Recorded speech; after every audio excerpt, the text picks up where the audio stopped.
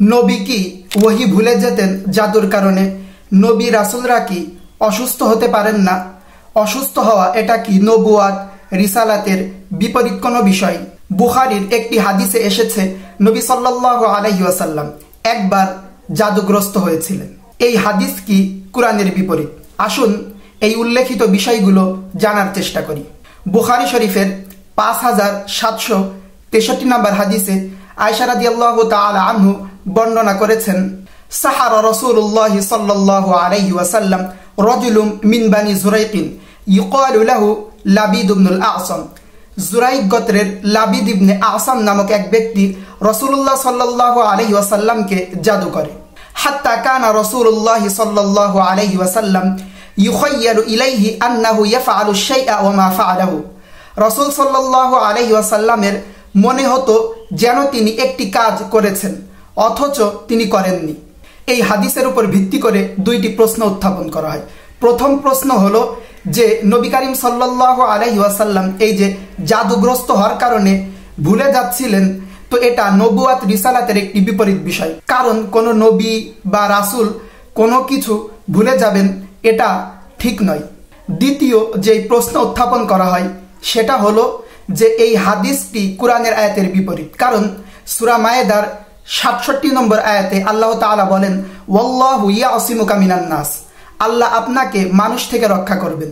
যেখানে কুরআন বলছে যে আল্লাহ আপনাকে মানুষ থেকে রক্ষা করবেন, সেখানে কিভাবে একজন ব্যক্তি কর্তৃক নবী করিম সাল্লাল্লাহু আলাইহি ওয়াসাল্লাম জাদুগ্রস্ত হলেন? আসুন এই দুইটি প্রশ্নের উত্তর আমরা বিশ্লেষণ করার চেষ্টা করি, জানার চেষ্টা করি। প্রথম যে অভিযোগ, অর্থাৎ নবী সাল্লাল্লাহু আলাইহি ওয়াসাল্লাম জাদুগ্রস্ত হওয়ার পর একটা কিছু করলেন, পরবর্তীতে তিনি মনে করছেন যে তিনি করেননি। আসলে এইগুলো কোন ধরনের কাজ, তো আমরা এটা জানার চেষ্টা করি।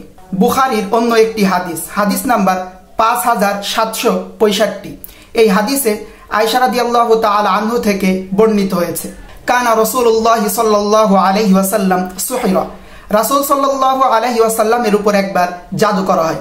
কানা ইয়ারা আন্নাহু ইয়াতিন নিসা ওয়ালা ইয়াতিহিন্না, এমন অবস্থা হয় যে তার মনে হতো তিনি স্ত্রীদের কাছে এসেছেন অথচ তিনি তাদের কাছে আসেননি। তো এই হাদিসের প্রতি যদি আমরা লক্ষ্য করি তাহলে আমরা বুঝতে পারি যে নবী করিম সাল্লাল্লাহু আলাইহি ওয়াসাল্লামের উপর জাদু করার পর তার ভিতরে যে একটি প্রতিক্রিয়া সৃষ্টি হয়েছিল এটা ওহী বা রিসালাতের উপরে কোনো প্রভাব ফেলেনি, বরং এই প্রতিক্রিয়া এটা ছিল শারীরিক ও পার্থিব কাজের ক্ষেত্রেই সীমাবদ্ধ। দ্বিতীয় যে অভিযোগ সেটা হলো বুখারীর এই জাদুগ্রস্ত হওয়ার হাদিস, এটা কি কুরআনের আয়াতের বিপরীত কিনা?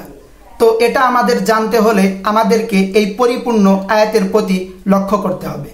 আল্লাহ তাআলা সূরা মায়েদার 67 নম্বর আয়াতে বলেন, ইয়া আইয়ুহার রাসূল, হে রাসূল, বাল্লিগ মা উনজিলা ইলাইকা মির রাব্বিক, আপনি পৌঁছে দিন আপনার প্রতি আপনার প্রতিপালকের নিকট থেকে যা অবতীর্ণ করা হয়েছে।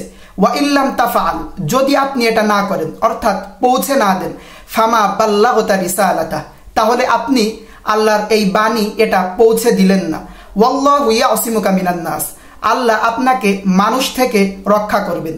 ইন্নাল্লাহা লা ইয়াহদিল কওমাল কাফিরিন, অবশ্যই আল্লাহ কাফের সম্প্রদায়কে হেদায়েত দান করেন না। এই আয়াতের প্রতি যদি আমরা লক্ষ্য করি তাহলে আমরা দেখতে পাই যে আয়াতের শুরুর দিকে মূলত এই আল্লাহর বাণী রিসালাত এটা পৌঁছে দেওয়ার কথা বলা হচ্ছে, এবং এই পৌঁছে দেওয়ার ক্ষেত্রে যদি কোনো সমস্যার সম্মুখীন হন তো সেখান থেকে আল্লাহ তাকে রক্ষা করবেন, অর্থাৎ আল্লাহ তাআলা নবুয়াত রিসালাতের নিশ্চয়তা প্রদান করছেন, এবং নবুয়াত ও রিসালাতের কার্যক্রমের ক্ষেত্রে আল্লাহ তাআলা মানুষ থেকে নবী করিম সাল্লাল্লাহু আলাইহি ওয়াসাল্লামকে রক্ষা করবেন। কিন্তু এর অর্থ এই নয় যে নবী করিম সাল্লাল্লাহু আলাইহি ওয়াসাল্লাম কখনো কোনো মানবীয় পরীক্ষার সম্মুখীন হবেন না, মানসিক যে কষ্ট তার মুখোমুখি হবেন না। এটা আমরা কুরআনের অন্যান্য আয়াতের মাধ্যমে বুঝতে পারি। সূরা হিজরের 97 নম্বর আয়াতে আল্লাহ তাআলা বলেন, ওয়ালাকাদ না'লামু আন্নাকা ইয়াদিকু সাদরুকা বিমা ইয়াকুলুন, আমি জানি তারা যেসব কথা বলে তাতে তোমার অন্তর সংকুচিত হয়। তো এই আয়াতের প্রতি যদি আমরা লক্ষ্য করি সেখানে বুঝতে পারি মূলত এখানে যেটা বলা হচ্ছে সেটা হলো মক্কার যে সমস্ত মুশরিক ছিল তারা নবী করিম সাল্লাল্লাহু আলাইহি ওয়াসাল্লামকে বিভিন্ন ঠাট্টা বিদ্রূপ করার মাধ্যমে কষ্ট দিত। তারা তাকে কখনো কবি বলতো, কখনো জাদুকর বলতো, কখনো পাগল বলতো। তো নবী করিম সাল্লাল্লাহু আলাইহি ওয়াসাল্লাম এই সমস্ত কথা শোনার পর তিনি মনে কষ্ট পেতেন। তো এই বিষয়টি এই আয়াতের মধ্যে ফুটিয়ে তোলা হয়েছে। এই যে নবী করিম সাল্লাল্লাহু আলাইহি ওয়াসাল্লামের মানসিকভাবে কষ্ট পাওয়া, এটা মূলত নবুয়াত রিসালাতের বিপরীত কোনো বিষয় নয়। অনুরূপভাবে নবী করিম সাল্লাল্লাহু আলাইহি ওয়াসাল্লাম ওহুদের যুদ্ধে মুখে আঘাত পেয়েছিলেন, তার দাঁত মুবারক ভেঙে গিয়েছিল।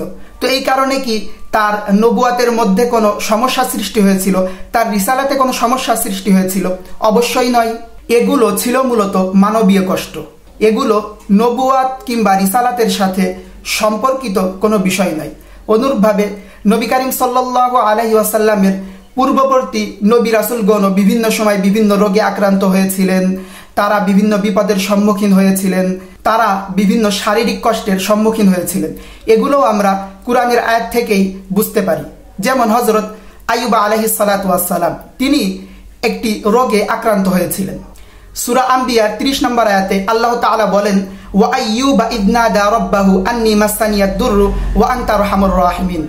এবং আইয়ুব আলাইহিস সালাতু ওয়াস সালামকে দেখো, যখন সে নিজ প্রতিপালককে ডেকে বলল, হে আমার প্রতিপালক, আমার এই কষ্ট দেখা দিয়েছে এবং তুমি তো দয়ালুদের মধ্যে শ্রেষ্ঠ দয়ালু। অনুরূপভাবে হযরত ইউনুস আলাইহিস সালাতু ওয়াস সালাম, তিনি একজন নবী ছিলেন, পাশাপাশি তিনি একজন রাসূলও ছিলেন। তো তাকে মাছ গিলে ফেলেছিল, এটাও আমরা কুরআনের আয়াত থেকে বুঝতে পারি। সূরা আস-সাফফাতের 142 নম্বর আয়াতে বলা হয়েছে, ফালতাকামাহুল হুত ওয়া হুয়া মুলিম। তারপর মাছ তাকে অর্থাৎ ইউনুস আলাইহিস সালাতু ওয়াস সালামকে গিলে ফেলল যখন সে নিজেকে ধিক্কার দিচ্ছিল।